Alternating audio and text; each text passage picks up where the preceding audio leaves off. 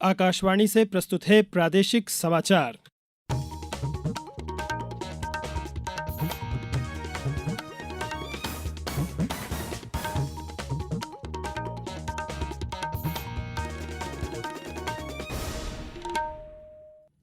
नमस्कार, समाचारों के साथ मैं नवनीत चौबे। सबसे पहले इस बुलेटिन के मुख्य समाचार। देश में आज से 3 नए आपराधिक कानून लागू, मुख्यमंत्री ने कहा गुलामी के प्रतीकों से मिलेगी आज़ादी। मध्य प्रदेश राजस्थान के बीच चंबल काली सिंध पार्वती नदी जोड़ो परियोजनाओं को लेकर हुआ समझौता। राज्य विधानसभा का सत्र आज से शुरू, 19 जुलाई तक होगी 14 बैठकें। और आज से प्रदेश में सीमावर्ती जिलों में परिवहन की नई व्यवस्था लागू। अब समाचार विस्तार से। 3 नए आपराधिक कानून भारतीय न्याय संहिता 2023, भारतीय नागरिक सुरक्षा संहिता 2023 और भारतीय साक्ष्य अधिनियम 2023 आज से पूरे देश में लागू हो गए हैं।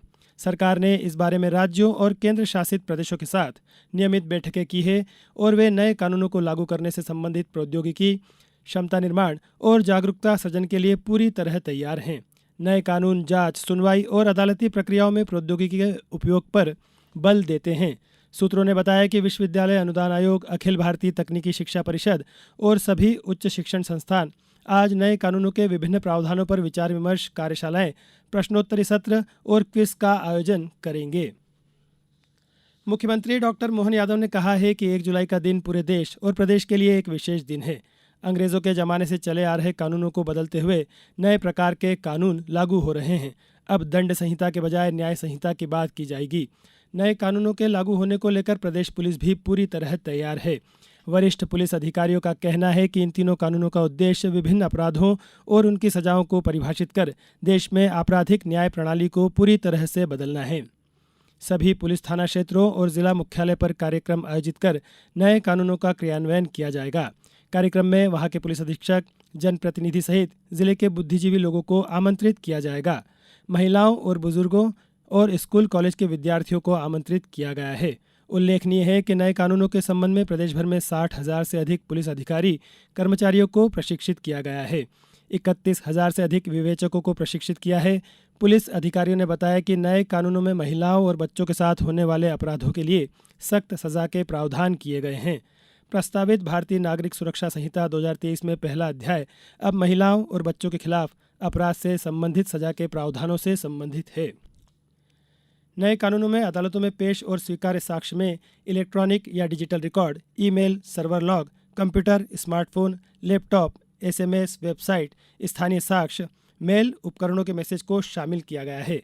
केस डायरी, एफआईआर, आरोप पत्र और फैसले सहित सभी रिकॉर्ड का डिजिटलीकरण किया जाएगा। अब वीडियो कॉन्फ्रेंसिंग के जरिए भी न्यायालयों में पेशी हो सकेगी। अब 60 दिन के भीतर आरोप तय होंगे। नए बदलावों के तहत जीरो एफआईआर को कानूनी तौर पर अनिवार्य कर दिया गया है। मध्य प्रदेश और राजस्थान ने कल रविवार को चंबल पार्वती काली सिंध की जलधाराओं का दोनों राज्यों के लिए उपयोग का महत्वपूर्ण निर्णय लिया है। दोनों राज्यों के बीच परियोजनाओं के क्रियान्वयन के लिए एमओयू भी हुआ है। पार्वती काली सिंध चंबल अंतर्राज्यीय नदी लिंक परियोजना पर समझौते से मध्य प्रदेश में मुरैना, ग्वालियर, श्योपुर और राजगढ़ सहित 13 जिलों में पेयजल और सिंचाई की सुविधाएं बढ़ाई जा सकेंगी। राजस्थान के भी 13 जिलों को इस परियोजना से लाभ मिलेगा। पार्वती काली सिंध चंबल अंतर्राज्यीय नदी लिंक परियोजना 72,000 करोड़ रुपए की है। मध्य प्रदेश के मुख्यमंत्री डॉक्टर मोहन यादव ने कहा कि यह नवाचार भी है, साथ ही हमारे देश की संघीय भावना का प्रकटीकरण भी है। वहीं राजस्थान के मुख्यमंत्री भजनलाल शर्मा ने कहा कि हमारी साझा नीति दोनों प्रदेशों को आगे बढ़ाने की है। इस परियोजना के पूरा होने से दोनों प्रदेशों की उन्नति होगी। संजीव शर्मा, आकाशवाणी समाचार, भोपाल। ये समाचार आप आकाशवाणी भोपाल से सुन रहे हैं। हमारे समाचारों को अब आप कभी भी और कहीं भी अपनी सुविधा के अनुसार सुन सकते हैं। ये समाचार बुलेटिन YouTube, Facebook और X प्लेटफॉर्म पर AIR न्यूज़ भोपाल पेज पर सुने जा सकते हैं। इसके अलावा आप हमारी वेबसाइट newsonair.gov.in पर या न्यूज़ ऑन AIR ऐप पर भी समाचार सुन सकते हैं। ब्रेक के बाद समाचारों में एक बार फिर आपका स्वागत है। प्रदेश की 16वीं विधानसभा सत्र आज से शुरू हो रहा है, जो 19 जुलाई तक चलेगा। इस सत्र में कुल 14 बैठकें होंगी। 3 जुलाई को राज्य सरकार अपना पहला पूर्ण बजट पेश करेगी। यह वित्त वर्ष 2024-25 का वार्षिक बजट होगा। सत्र को लेकर राज्य सरकार ने व्यापक तैयारियां की हैं। सभी मंत्रियों से विभागीय उपलब्धियों के साथ पिछली कांग्रेस सरकार के प्रदर्शन को आधार बनाकर अपनी बात दमदारी से रखने के लिए कहा गया है। वहीं मुख्य विपक्षी पार्टी कांग्रेस ने कई मुद्दों को उठाने के लिए तैयारी की है। अशोकनगर में नगर पालिका द्वारा नवाचार करते हुए कचरे से खाद और बिजली बनाने का काम किया जा रहा है। नगर पालिका ने प्रधानमंत्री नरेंद्र मोदी से प्रेरित होकर कचरे से कंचन बनाने की पहल की है। पेश है एक रिपोर्ट।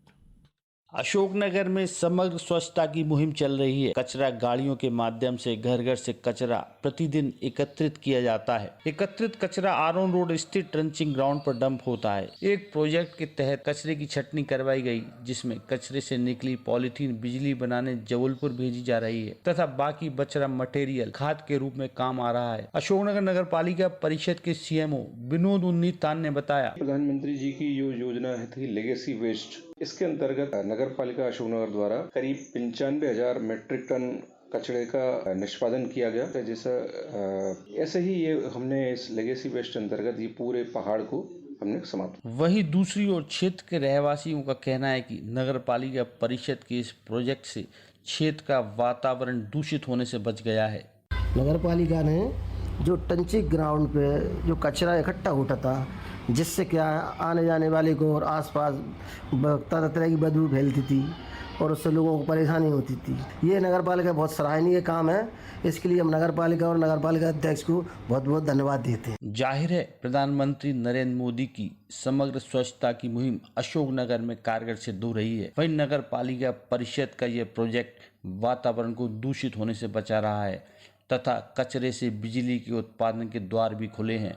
अशोकनगर से डॉक्टर नीरज शुक्ला। प्रदेश से आज से सीमावर्ती जिलों में परिवहन विभाग की नई व्यवस्था शुरू हो रही है। परिवहन क्षेत्र में चेक पोस्ट के स्थान पर अब चेक पॉइंट रहेंगे। अन्य राज्यों से लगे जिलों में मोबाइल उड़नदस्ते कार्य करेंगे। कुल 45 चेक पॉइंट बनाए गए हैं। इन पॉइंट पर 211 होमगार्ड के लिए आवश्यक व्यवस्था की गई है। इस तरह प्रदेश में गुजरात राज्य में लागू पैटर्न के अनुसार कार्य किया जाएगा। मुख्यमंत्री डॉक्टर मोहन यादव ने कहा है कि प्रधानमंत्री नरेंद्र मोदी के नेतृत्व में सुशासन के अंतर्गत देश में अनेक कार्य किए जा रहे हैं। इस नाते परिवहन क्षेत्र में प्रदेश में कुछ बदलाव किए गए हैं। मुख्यमंत्री ने कहा कि परिवहन व्यवस्था के संबंध में शिकायतें प्राप्त होने पर राज्य शासन द्वारा सख्त कार्यवाही की जाएगी।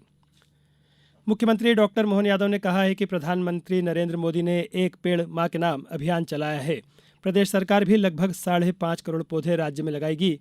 प्रदेश में आज से लेकर 15 जुलाई के बीच अलग अलग जिलों में इस अभियान को चलाया जाएगा।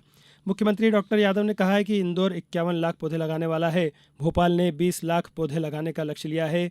एक दिन में 6 जुलाई को लगभग 12 लाख पौधे लगाने का भी लक्ष्य तय किया गया है।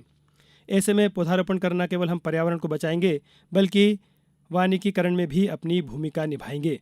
उन्होंने नागरिकों से इस अभियान से जुड़ने की अपील करते हुए कहा कि आप अपने परिजनों को लेकर माताजी को साथ लेकर सेल्फी लें। अब कुछ समाचार संक्षेप में। मुख्यमंत्री डॉक्टर मोहन यादव ने कहा, जल गंगा संवर्धन अभियान के कार्य 30 जून के बाद भी जारी रखे जाएंगे। कल कलेक्टर और अन्य अधिकारियों के साथ बैठक में मुख्यमंत्री ने निर्देश जारी किए।